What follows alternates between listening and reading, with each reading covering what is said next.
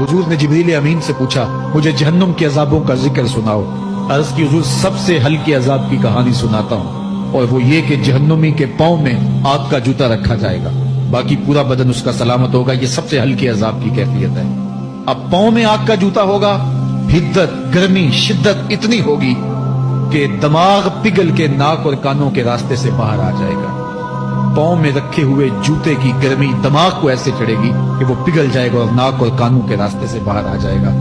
तो अल्लाह के अजाब के खौफ से चेहरे बिगड़ जाएंगे, हालत सलामत नहीं रहेगी। ये वाज़ेह में रखे कि अल्लाह जिसको जहन्नुम में डालेगा उसको इस सूरत में नहीं डालेगा, ये मुहम्मदी सूरत है।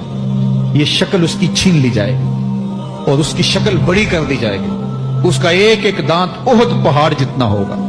ओहद पहाड़ का फैलाव 15 किलोमीटर पे है।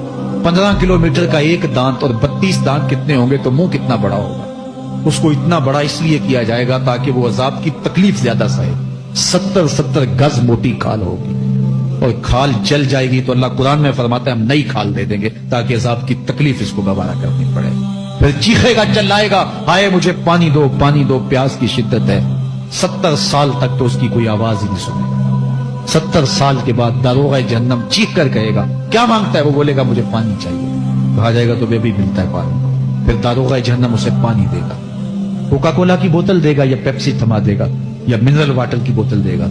नहीं, कुरान बताता है उसे माए हमीम दिया जाएगा, खौलता हुआ पानी, और वो इतना गर्म होगा जब पीने के लिए चेहरे के करीब करेगा उससे उठती हुई भाप की वजह से चेहरे की खाल उधड़ के उसके अंदर गिर पड़ेगी, लेकिन इसके बावजूद उसको पीना पड़ेगा। अल्लाह फरमाता है ये दुनिया ही सब कुछ नहीं है, समझ लिया यही सब कुछ है, आखिरत को भूल गए।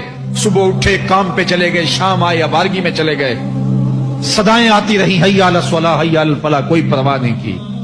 ना पेशानियों ने सजदे किए, ना सोचों में पाकीज़गी आई, जिंदगी यूं गुजार के चले गए। ऐसे नहीं, कहा एक वो होंगे जिनके चेहरे शगुफ्ता गुलाब होंगे, एक वो होंगे जिनके चेहरे बिगड़े